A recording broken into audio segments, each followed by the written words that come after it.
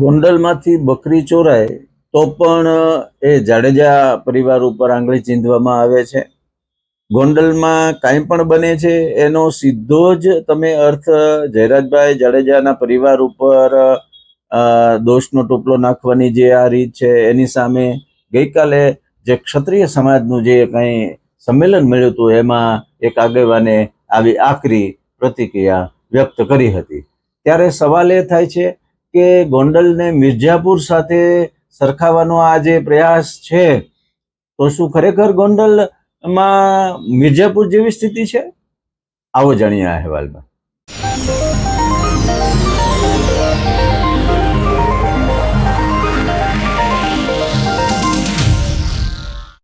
નમસ્કાર, આપ જોઈ રહ્યા છો ઇવનિંગ પોસ્ટ અને હું છું આપની સાથે ફરી એકવાર કુમાર. મિત્રો, ગોંડલ જે છે એ એના માર્કેટિંગ યાર્ડથી ખૂબ જ પ્રખ્યાત છે અને વર્ષોથી જ્યાં તમામ કોમના લોકો કોઈ પણ પ્રકારના ભેદભાવ વગર શાંતિપૂર્વક રહી રહ્યા છે.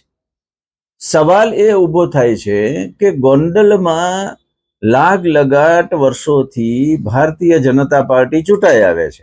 એના ધારાસભ્ય પદે પહેલા જયરાજસિંહ હતા, આજે એમના પત્ની છે.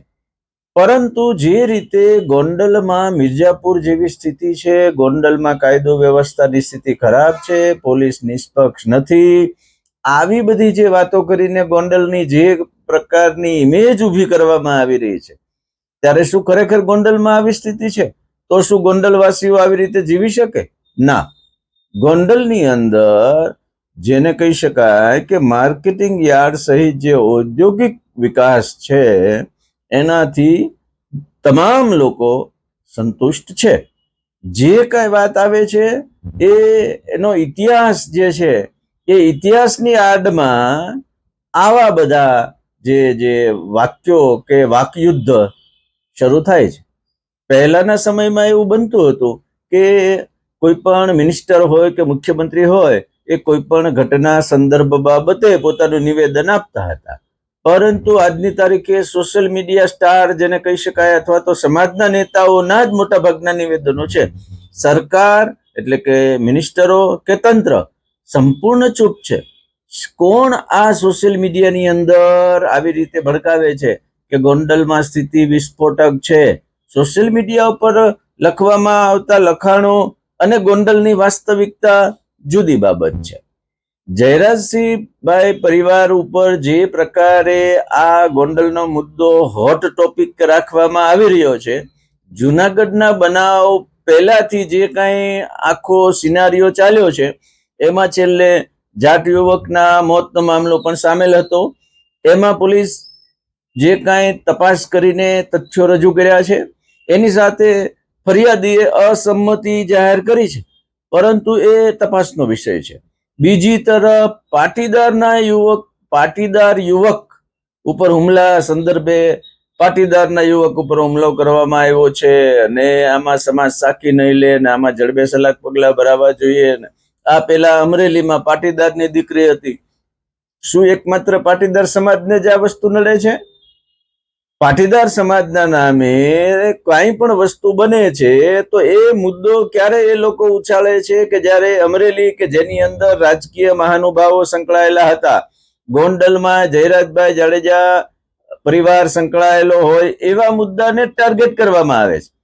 આખા ગુજરાતની અંદર તમે જુઓ તો ડેઈલી જે કાંઈ ગુનાઓ દાખલ થાય છે કે ગુનાઓ બને છે કે જે કાંઈ વસ્તુ બને છે એમાં તમામ કોમો સાથે પટેલ હોય એમની ઉપર પણ આવું બને છે ને. દરેક જગ્યાએ પાટીદાર સમાજની એકતા કે પાટીદાર સમાજની વાતો કરવામાં આવતી નથી. આ મુદ્દો પણ એક વિચારવા લાયક છે. ગોંડલના આ બનાવથી એટલું સ્પષ્ટ થયું છે કે વાકયુદ્ધ શરૂ કરવાની સાથે સાથે કોઈ દાવ લઈ રહ્યું છે. સમાજના આગેવાનોના નામે જયેશભાઈ રાદડિયા, ભરતભાઈ બોગરા, અલ્પેશભાઈ ઢોલરિયા બધા એકત્ર થયા, એમાં હાકલા પડકારા પણ થયા. હવે આ મુદ્દો હાકલા પડકારા સુધી પહોંચાડવાથી બે સમાજ બે કોમ વચ્ચે વૈમનસ્ય વધી શકે. ક્ષત્રિય સમાજના સંમેલનની અંદર પણ કેટલાક આગેવાનોએ આવી દહેશત વ્યક્ત કરી છે કે ભાઈ તમે બે કોમ વચ્ચેનું જે વૈમનસ્ય વધે એવું થવા ન દો. પોલીસે તપાસ કરી છે અને જે કાંઈ કરવાનું છે એ પોલીસ કરી રહી છે. હવે જો તમને પોલીસ તપાસ ઉપર જ વિશ્વાસ ન હોય તો આગળ કોઈ એક સમાજ શું કરી શકે? કોઈ પણ એક સમાજના નામે જે પ્રકારે નિવેદનોના કારણે ગોંડલની અંદર વૈમનસ્ય ઊભું કરવાનો એક પ્રયત્ન તો નથી થઈ રહ્યો ને. જે સમાજ, જે લોકો ગોંડલ આસપાસના વિસ્તારમાં રહે છે એ ત્યાંની પોતાની જીવન જરૂરિયાત, જીવન ધોરણ અને આજીવિકા મેળવી રહ્યા છે. ભારતીય જનતા પાર્ટીને લોકો ચૂંટી રહ્યા છે. જયરાજસિંહ જાડેજા પરિવાર ઉપર કોઈ પણ વસ્તુ બને એટલે નાખી દેવું અને ગોંડલનો આ જે કોઈ પણ બાબત આવે એને તમામ રીતે હોટ ટોપિક બનાવી રાખવા પાછળ ક્યાં ક્યાં કારણો હોઈ શકે એ પણ એક મુદ્દો છે. તાજેતરમાં જ જિલ્લા ભાજપ પ્રમુખ તરીકે અલ્પેશ ઢોલરિયાને રિપીટ કરવામાં આવ્યા. જેતપુરની અંદર કે ધોરાજીની અંદરના બનેલા બનાવો એ પણ સૂચક છે.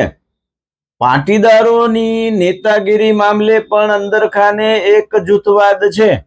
નરેશ પટેલ એટલે કે ખોડલધામ સાથે સંકળાયેલા લોકો અને જયેશ રાદડિયા સાથે સંકળાયેલા લોકો અલગ અલગ પ્લેટફોર્મ ધરાવે છે. ગોંડલના મામલામાં પાટીદાર યુવકને માર મારવાના આડમાં જયેશ રાદડિયા અને નરેશ પટેલમાં કોણ સમાજને વફાદાર છે એવા અલગ અલગ પ્રકારના સોશિયલ મીડિયામાં વિડીયો પણ વાયરલ કરવામાં આવી રહ્યા છે. ત્યારે એવું લાગે છે કે ગોંડલના બનાવની આડમાં પાટીદારો અંદરો અંદર પોતાનો દાવ લઈ રહ્યા છે. અનેક એવી બહેનોએ કે એવું સોશિયલ મીડિયામાં અગાઉ પણ જાહેર કર્યું હતું કે તમે પાટીદાર સમાજના નામે કોઈ સ્પેશિયલ ઇસ્યુમાં જ કેમ પોતાના નિવેદનો આપો છો? આવા અનેક યુવક અને યુવતીઓ પાટીદાર સમાજના છે કે જેને કંઈ પણ તકલીફ છે ત્યારે કોઈ કેમ કશું બોલતું નથી. સમગ્ર મામલો અત્યારે પેચીદો જણાય છે.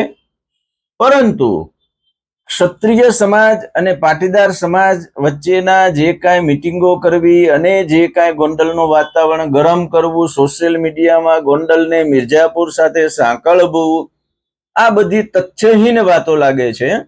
ગોંડલની સ્થિતિ આજે એવી તો નથી જ કે જેને તમે મિર્જાપુર સાથે સરખાવી શકો. ગોંડલમાં બેશક જયરાજસિંહ જાડેજાનું જે છે વર્ચસ્વ અને વજન છે એમ કોઈ પણ વિસ્તારની અંદર જે તે ધારાસભ્યનું વજન અને વર્ચસ્વ હોય જ તો જે ધારાસભ્ય તરીકે ચૂંટાતા હોય. ગોંડલમાં જે રીતે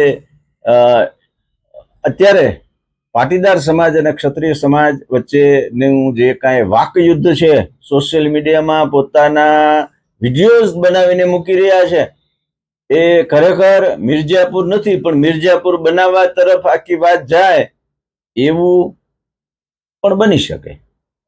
માટે ગોંડલવાસીઓ અને ગોંડલને મિર્જાપુર સાથે સાંકળીને હોટ ટોપિક તરીકે યથાવત જાળવી રાખવામાં જેને કોઈને રસ હોય એની સામે ગોંડલનો જે કાંઈ પ્રજા છે, શાણી પ્રજા છે, એમણે પણ સંયમ રાખીને આ મુદ્દો જે છે એ કાયદાનું કામ કરે એટલા પૂરતો જ રાખવો જોઈએ.